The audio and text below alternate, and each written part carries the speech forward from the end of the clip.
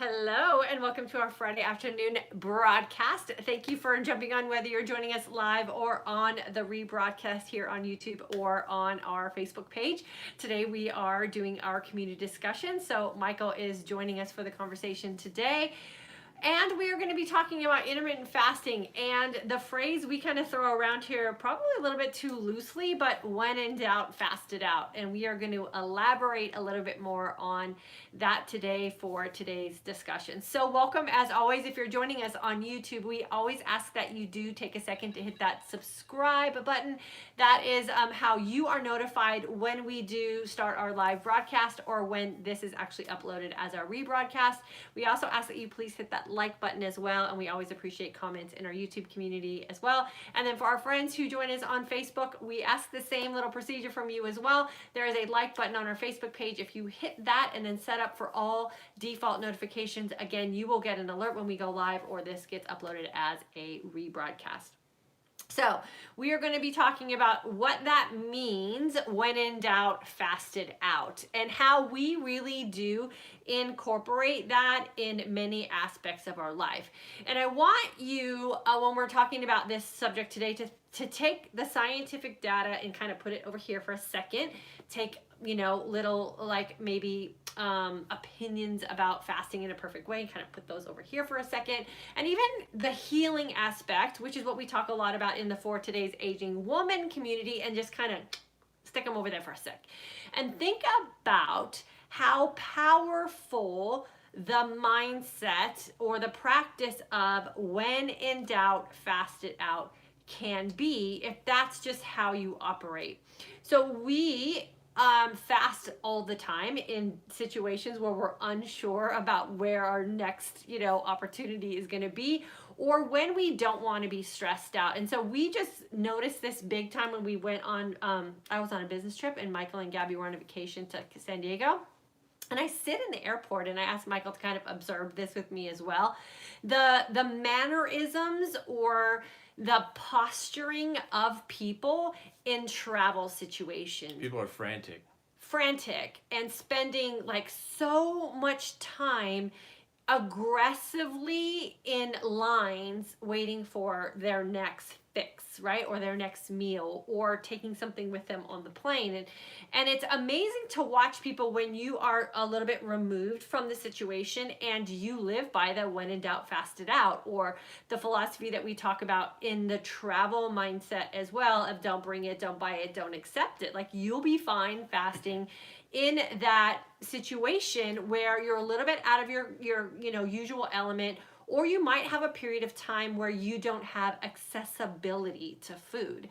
And when you're in that situation and that's just what you do, you're calm. Like, you can sit at an airport and drink your water and just like wait for your flight to be called, and you're not frantic. You save extra time, you save extra money. But the people who are not accustomed to this lifestyle or so afraid to miss a meal, it is really interesting to observe their mannerisms and their posturing and just how they're presenting themselves in that situation.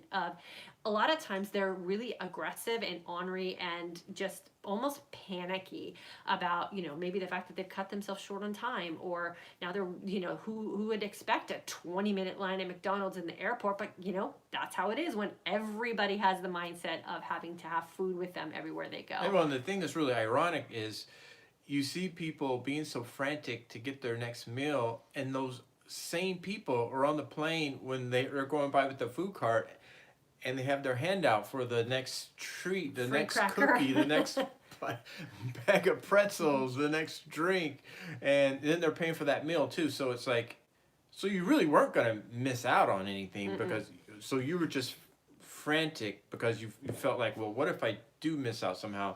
So now you're doubling down on what it is you're going to eat. Right. And the reality is food's plentiful in most situations, and food's everywhere in most situations. And I'm sure that wherever you're going to go on your next location, or what you're doing in a hotel, or what you're doing in a even in your everyday life experiences, you're going to be fine. There's food that's never too far away. But if you practice what it means to have a fasting window, and you find your comfort, or like we like to say here, your empowerment in that window, It's amazing how much of your life you can get back if you don't have to stand in a line in an airport, or have to manage a bunch of bags and food to get into your seat, and in a hotel, or even in your everyday life. So I do live by the philosophy now, and that's the first thing that comes to my mind in any situation is, when in doubt, just fast it out and see what happens. So I had a horrible stomach something or other going on Monday, and I just leaned into that very simple phrase, I don't know what happened, but I'm gonna fast this thing away.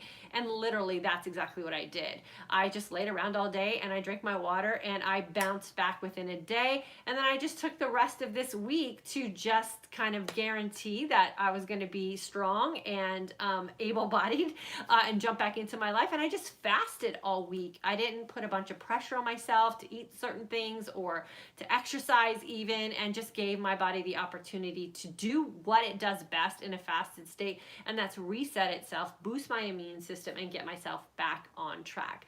So many different situations where we can really lean into the mindset of, if you're not sure about your next feasting experience, or maybe you're even in a situation where food is provided and you're not sure how it was made or what the ingredients are, or if you're going to have a reaction to it, just fast it out. And if you think about it, it's kind of counterintuitive. You think that you're living in this life of scarcity, looking for your next meal, when actually, when you're fasting, you're living in a life of abundance. And if you really think about that, because we're not in fear of losing out on a meal. Like Diane said, if we're waiting for a plane, and we could wait to get on the plane, get to where we're going, and still not have a meal, and we're not feeling that mindset of scarcity. I mean, we're living more of a life of abundance. Right.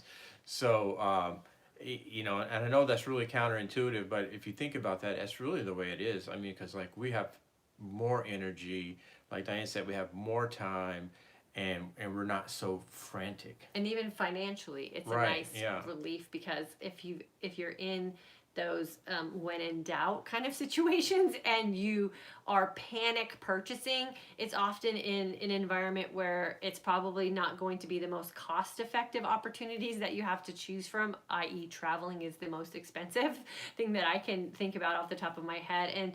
And when you're panicking, you don't think about the big picture, the long-term effect of maybe even just buying a $16 something or other at an airport because you're afraid of skipping a meal. Well, and something we've learned now is over the past few years is, not only are you're frantic and you're buying stuff that you don't need, but you're just not going to feel good when you get to where you're going. And then we realize too, especially when you're flying back home, that we don't have that jet lag we used to have. Especially if you're traveling internationally, or even sometimes just going from coast to coast. From the time zone change. Yeah, you can get this major jet lag, where if you're practicing fasting, you're not going to have that same jet lag. If you plan the day, what do we usually do? Like the day before we leave, we kind of get into practice of a little bit of fasting. And by the time we get home, we don't feel those ill effects of jet lag anymore. So that's a tip for you right there. Yeah. The worst thing to do when you go on vacation is come home and feel like you have to vacation from your vacation. You should rest. And the best way to get the best out of a vacation that we have experienced is fast it out. When in doubt, fast it out, and you will be able to relax and recover and recuperate, and not have to come back and feel like you have to detox from what a lot of us included, vacations are hard to come by these days, time-wise, money-wise, just being able to check out of your life for a few days. And who wants to spend that time overindulging in such ways that you feel tired and you can't take advantage of the places that you are, and then you have to come back and schedule another vacation just to recoup from the vacation you just took. And I don't know, we work too hard for that. We want to enjoy where we are. And this last vacation opportunity we had in San Diego was amazing, because we were up at 6 o'clock every morning. We were in bed asleep at 9 o'clock every night. We took advantage of all of the recreational aspects of where we were. We took advantage of even the good food, despite the fact that we fast a lot. We got out and we walked every day and created some amazing memories with Gabby, just because we felt amazing the whole time we were there, leaning into what it is we practice when we're at home as well. So I always say, when in doubt, fast it out. You have a headache, fast it out. You feel tired, fast it out. You feel sick, fast it out. You want some more energy, fast it out. And then when that becomes your new norm, and that is the place that you find comfort, it will be just what you do. Again, scientific data moved aside, proving all these rights and wrongs moved aside. You do all the time what you do most of the time, and so you will not ever flinch when you have a situation like that. When you're in question, you'll always just default to what's best for you, and that's going to be a nice long fast. Yeah, and that, I know over the years, that's happened to me at work a lot. I mean, like, you feel like you have to it's your lunch break. You have to eat lunch. You usually eat a certain thing on your lunch break, and it's just not the way it has to be. Mm-mm. I mean, if you're fasting in your lunch, there's a lot of things you can do. I mean, you could run errands. Yeah, you could run errands. You could be getting work done on your computer. I mean, there's a lot of stuff you could get done, and not having to be going to eat a meal and then come back and you feel like you're like zonked out because your blood sugar has changed. So Right. But that's a kind of a mindset that it takes a little bit of practice, but once you do it, you go, oh, this is no big deal. Like, usually when that clock hits lunchtime, man, your stomach is like on fire and you're just ready to eat. And once you start getting used to this lifestyle and practicing this lifestyle, you no longer feel that. Yeah, and think about all the productivity you can have in your work environment or your work day when you can utilize that time. More energy, more energy get all things day. done. Yeah, for sure. So when in doubt, fast it out is a saying that we totally live by here in this community. There's so many things that we question, like, should I do this and should I do that and should I do this, and I have this feeling or I have this ache or I have this opportunity coming up, and how should I handle it? Just utilize the phrase that we love to live by here, and that is, if it's something that you feel doubtful about, definitely incorporate a fast and get yourself through it. And on the other end, you'll feel so much better for sure. So I'm going to jump on here on YouTube and welcome everybody who's here and answer any questions or comments. So make sure you jump into the comment section if you haven't yet. Donna, good to have you with us. Thanks for joining both Michael and I. Pamela, joining you from Orange Beach, Alabama. Well, that sounds awesome. I think AL's Alabama, right? Mm-hmm. I think so. Yes, it is. Okay, Donna, love all your content. Thank you for your compassion and sharing this information. Yeah, it's our pleasure. We love joining you guys in these discussions. Brenda from the August 2019 course, thanks so much. Pamela, 72, am I too old to do fasting? No, there's no real age discrimination from what I can tell with fasting. Our daughter fasts. She's 13. We don't force the lifestyle on her. She left this morning. She didn't eat breakfast, and she's like, I'll just have a snack later.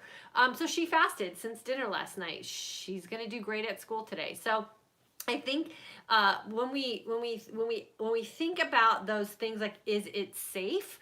What we want to remember is that with intermittent fasting and doing things in a 24-hour window, we're just picking times that we don't disrupt our body chemistry. And when we think about it like that, why wouldn't it be safe? So as long as you don't have any things that you're like suffering from, like medically, that you need to maybe look into first, then just skipping some meals is safe for everyone. It's actually safer, in my non-medical opinion, than constantly ramming food down our throat. Yeah, so you're just changing the time that you're scheduled to eat. Yeah, so no, you would benefit greatly at 72 years old. You would reap some fantastic benefits from starting to incorporate something like intermittent fasting into your lifestyle. Danny, thanks for jumping on with us. Happy Friday to you as well. Jack is here. Emily jumped on. Cree, people treat you like a disordered eater if you say no thanks for persistent offers of food and snacks. I hate it, and this makes me isolate myself. Any advice? Yeah, stop caring about what other people think. It's not their business. And I also, when people treat me that way, I take a little step back out of my own emotions and I observe, right? So what about their lifestyle is attractive to me. Most of the time, those people who are putting pressure on you, it's an outward expression of how they're feeling about themselves and has nothing to do with you personally. So that's where we have to let that go. And if you observe them and listen to them, they're probably complaining about how tired they are. They're complaining about how heavy they are. They're complaining about how they don't have any energy. They're complaining about this, that, and the other thing. And why do we want to be part of that? So I always just blow it off, and don't isolate yourself. You deserve to be around other people. I just say be very confident, and this is where we really like to build the mindset of confidence in this lifestyle, and experiencing the good feelings, so you have those to kind of hold on to.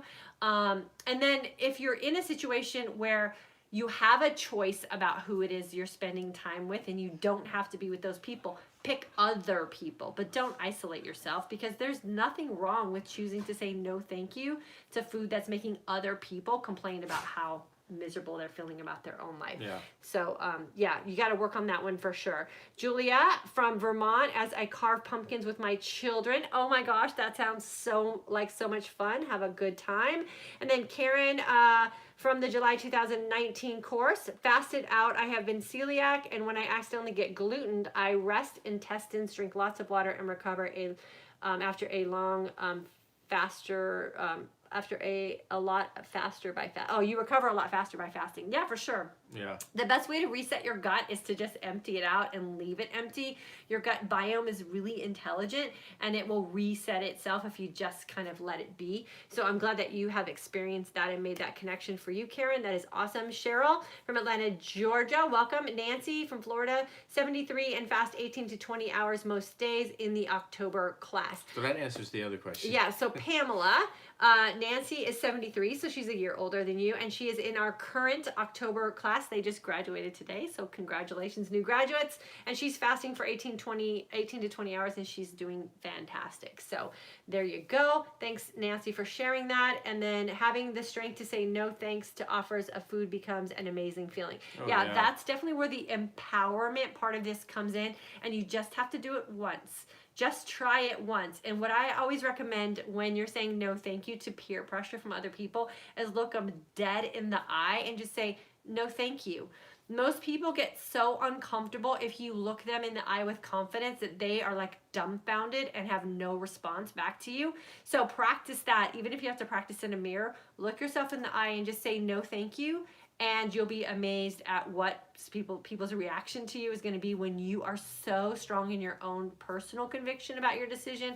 They won't know what to do. And if you think about it, there's always going to be some celebration going on. Right. I mean, like if you're on the job and there's always going to be a retirement, somebody's birthday, somebody's yearly anniversary that they've been on the job. There's always going to be something. So I mean, you can't always be given in to these treats and, that boy pizzas that come in. I mean, like, if you eat all that, I mean, if I ate all that stuff, I would be as big as a house. Right. I mean, so I'll have to pass on all that because I'd rather have, cake with my kids if I'm going to eat some cake, Our graduates know that we call that the Little Johnny roll. Yep. So practice the little Johnny roll for sure with conviction. And then Jennifer has been fasting. She's doing great. She's down 15 pounds. And then Leslie started fasting this week as well. And she's down 5 pounds. So congratulations. That's always the big benefit as well. Okay, so I'm going to jump over here on Facebook really quickly. Looks like Judy, new faster. Look forward to the November 2nd IF class. But just found out I will be out of the country November 7th to the 14th. Is that going to mess up my class? Well, you have access to your class for life. So you can come back and jump back in that week. The first week is the week we really solidify our fasting and our feasting windows. And it sounds like you're going to be here for that week. So that's going to be the big one. Then you can just jump back in when you get back into town and catch up on the feasting week as well. But you'll be able to take what you learned in that first week with you on your trip, which I think is going to be amazing for you for sure. Dave Evangelista. Hey, Dave. And how you doing? Thanks for stopping by. Kathleen, so experienced that this last week flying to Amsterdam. No jet lag at all in either direction. I felt absolutely great and energized, still feeling great. Yeah, for sure. It's amazing, you know, and if you were to look up the best remedy for jet lag, it is fasting, and just postponing your meal until you get to the place where you are and kind of getting your circadian rhythm set up there, and you do the same thing when you come back. So as soon as we are on a travel day, we start our fast and we don't end it sometimes until the next day. We'll come home, unpack, go to bed, shower, do all that, and then go into our next fasting day for sure. So when in doubt, fasted out and traveling for sure. And then Shirley, I take walks on my lunch break. Fresh air is better. Exactly. That's a great way to spend a lunch break for sure. And we should just call it our midday break and not a lunch break, right? And just a midday break with whatever it is you're doing in the day. And then you could just pick whatever activity you want to participate in. And then Brooke, what is the best duration you think for a fast? Brooke, it really just does depend on what you're trying to remedy with fasting or the lifestyle you're hoping to create. We really do encourage building in authenticity into your fasting and your feasting, and making sure that the windows that you adopt for your fasting and your feasting windows are built around your lifestyle, and that you don't have to adjust your lifestyle for fasting and feasting. So that will really kind of be determined as you start living within this lifestyle and what it is that you're hoping to remedy with incorporating intermittent fasting. And then Chris, I planned my flight to Michigan on purpose to be within my fasting window. Don't bring it, don't buy it, and don't eat it. And felt great when I got there. Love IF. Yeah, that is awesome for sure. And that's a perfect example of kind of like working things around as well. So good for you. And I'm super excited that you're experiencing that with flying as well. There's nothing worse than a stressful airport experience. And if you can eliminate one stop or one line that you have to stand in for food, it really can build in that little padding that you need to just be able to like sit back and relax and wait for wherever it is that you're going, and start whatever journey you're going to go on, to go someplace new on such a positive foot as opposed to stressful, right? Yeah, absolutely. And then Angie Boo, I've lost 15 pounds so far. Yeah, fantastic for you too as well. You know, and the weight loss benefit for fasting is definitely a real thing. We don't like to always lead with that here in this community, because then it feels sort of like that's all we're doing it for, when, as we shared with you guys today, like there's so many other benefits to incorporating and having confidence in a fasted state that we don't think about, because we do get so caught up in the aesthetics aspects of it, or we get caught up in all the scientific data, when really it's just a really easy way to live your life. Yeah, that's something we always talk about here, is like, you know, people get so caught up in the scientific data. There's some amazing data that's coming out about intermittent fasting, like almost daily. And people get caught up. I mean, they want to know, you know, is this absolutely a fact? And, you know, they get so caught up in the science that, you know, and like Diana said a few times but no one gets caught up when they're ramming a donut in their mouth, or you're eating something you shouldn't be eating, or you're drinking something you shouldn't be drinking, or you had one too many cocktails. No one ever questions that. That's never a question. The long-term effects of that, or eating too much sugar, or, you know, we could go on and on, but people question the science of something that we know is working. Right. Yeah, for sure. Or doesn't a bottle of wine slow down your metabolism? Ask no one ever, you know, but it's like, I heard fasting slows down your metabolism. Oh, why? Why do we question the good, and we never ever question those things that should be questioned, right? So find comfort in the fact there are many, many, many, many people who are benefiting from intermittent fasting. And just like all things, if you do it within the confines of what realistic expectations would be, then you definitely don't have anything to worry about. If you're going to go off on some, you know, I'm going to go fast for the next 60 days kind of thing, and you haven't really put any things into place that would support that, or the reasoning for that. Sure, fasting can be one of those things that could be kind of risky, but intermittent fasting is really just skipping a meal or two. And if you look around at society today, and you look around at all the people who are sick, and the autoimmune disorder epidemic, and the depression epidemic, and the weight gain epidemic, and the heart attack epidemic, like there's so many negatives that we can attach to overindulging in food and drink, and yet we still don't question that. And so we should start questioning some of the right things and really just kind of lay into very casually some of the things that just might make sense if you give it a try. And so when in doubt, just try it out, right? And see what can benefit you in what way. Debbie, I am stuck right now. I do know it works. I'm trying to let go of bread at every meal.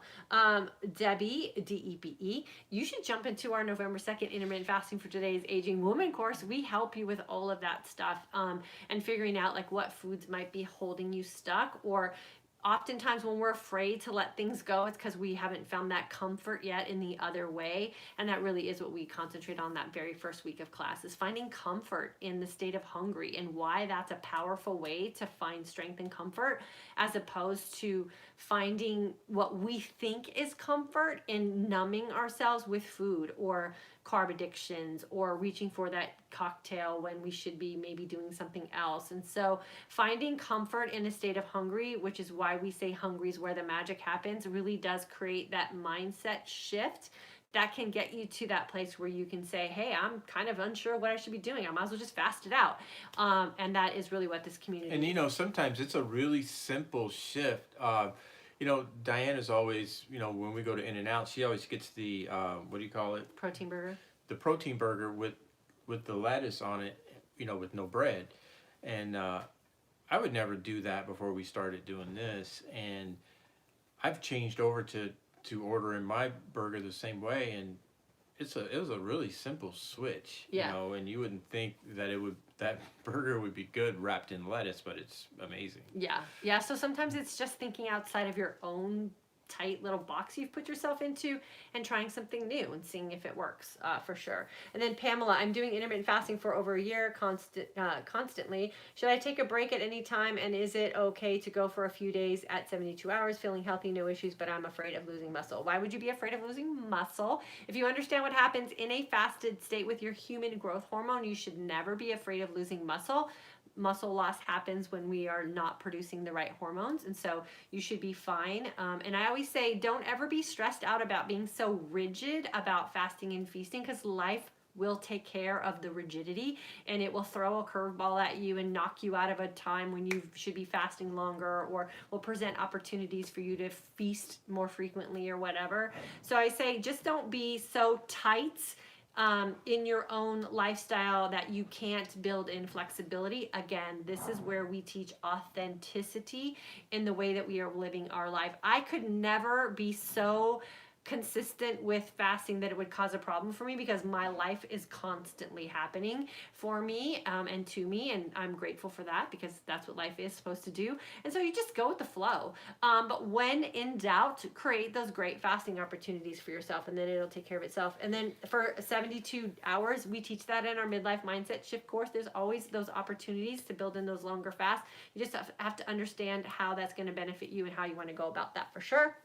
And then Jennifer, I started fasting for weight loss, but never expected it to correct so many of the menopausal symptoms, severe fatigue and inflammation being at the forefront. For sure, that's the hormonal balance benefit of what fasting can do for us. Remember, every time we put something into, onto, or around our body, it creates a chemical reaction, which then creates some sort of hormonal response in our body. And so too many of those chemical reactions can throw us out of balance, especially if they're not the correct ones. Fasting does give our body an opportunity to not have those reactions at all and just reset itself. So our bodies will lose weight at any sort of stage of life once we are in hormonal balance, and all we have to do is just move out of the way a little bit and let our body do what it's supposed to do. I have 0 menopausal symptoms that I'm suffering from at 53 and being postmenopausal now for a couple of years, and it feels fantastic. I don't know why I would do anything else in my life for the stage of life I'm in, for sure. Okay, so we are going to jump out of here. A couple of quick announcements. As you all know, because we've been talking about it all week, our November 2nd course is open for registration. So if you're on our email list, please keep your eye on your inbox, because we're sending out emails this week to invite you to join us with some special bonuses that we're throwing out for our November members as well. If you are a graduate of our course, keep an eye on your inbox as well. We've been hearing a lot of complaints about people not getting our email, which is for us is a blessing. Like, we want you to want our email. If you're not getting our email, just simply go back to our website at fortodaysagingwoman.com, hit the join email list, and see if you can resubscribe, and then let us know if you are not getting our emails. We send one out every Friday. We just sent one out this afternoon. If it's not in your inbox, email us. We'll see if we can find why it's not getting to you. And then, like I said, if you want to join our November 2nd course, emails are going out this week with lots of great bonuses to help you get through this holiday season. We're super excited to be able to spend some time with you and help you have a different holiday season if the holiday season has been the time of year where you've kind of like fallen off all the work that you've done so much great progress with over the last 10 months or so. So we're going to walk you through the holidays and get you to an amazing January 2020.